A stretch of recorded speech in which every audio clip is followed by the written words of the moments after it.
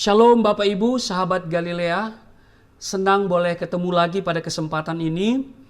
Marilah kita menjadi orang yang berkenan di hati Tuhan. Amin. Kalau kita baca di dalam Kisah Rasul pasal 13 ayat 22, dikatakan begini, setelah Saul disingkirkan, Allah mengangkat Daud menjadi raja mereka.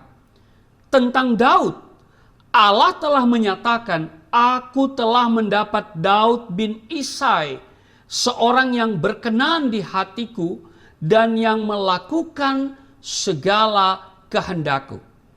Sahabat Galilea yang diberkati Tuhan, Tuhan memilih Daud untuk menggantikan Saul menjadi raja Israel, bukan karena ia pintar, bukan karena ia kaya, bukan juga karena gagah dan pandai berperang. Tetapi Daud dipilih Tuhan karena dikatakan seorang yang berkenan di hati Tuhan dan melakukan segala kehendaknya. Mengapa Daud disebut seorang yang berkenan di hati Tuhan? Apa saja yang memotivasi Daud untuk melakukan kehendak Tuhan?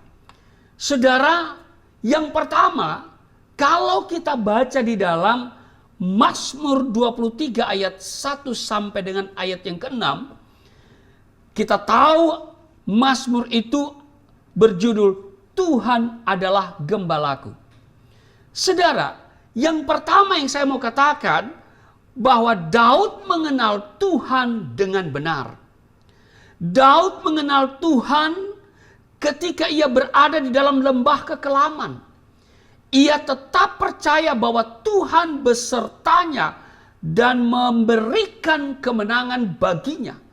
Hal inilah yang membuat dia tetap setia, hidup taat kepada Allah. Yang kedua, mengapa Daud dikatakan seorang yang berkenan di hatinya Tuhan? Karena Daud mengandalkan Tuhan. Di Mazmur 20 ayat 7 dan 9. Saudara, orang sering gagal bukan karena ia bodoh, tetapi karena terlalu mengandalkan kekuatannya sendiri. Sebaliknya, orang berhasil bukan karena ia pintar, tapi karena ia mengandalkan Tuhan. Sebab di Yeremia pasal 17 ayat 7, diberkatilah mereka yang mengandalkan Tuhan. Yang ketiga, kenapa Daud seorang yang berkenan di hatinya Tuhan? Karena Daud bukan seorang yang penakut. Mazmur 27 ayat 1 sampai dengan ayat yang ketiga. Alkitab mencatat, seorang penakut tidak mempunyai tempat di dalam kerajaan surga. Saudara boleh lihat itu di Wahyu 21 ayatnya yang ke-8. Saudara, hidup Kristen itu adalah sebuah peperangan rohani. Kita harus menjadi orang yang berani. Sebab Yesus sendiri yang akan memimpin kita dan membawa kita meraih kemenangan demi kemenangan. Dan Tuhan menegaskan kepada kita bahwa roh yang ada pada kita jauh lebih besar. Dan Tuhan mengaruniakan bukan roh ketakutan, tetapi roh yang membangkitkan kekuatan dan damai sejahtera. Yang keempat, mengapa Daud seorang yang berkenan di hatinya Tuhan? Karena Daud seorang yang tulus dan setia. Saudara boleh baca dalam Mazmur 26 ayat 8 sampai dengan ayat yang ke-12.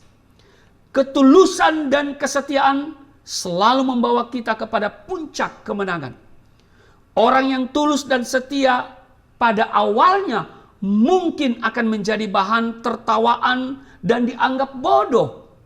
Tetapi perjuangan orang tulus dan setia selalu berakhir pada kemenangan dan kesuksesan. Tuhan Yesus memberkati. Mari kita berdoa. Terima kasih Tuhan, Kau mengajarkan kami untuk menjadi orang yang tulus di hadapan-Mu, sehingga kami menjadi orang-orang yang berkenan kepadamu. Di dalam nama Tuhan Yesus. Haleluya. Amin.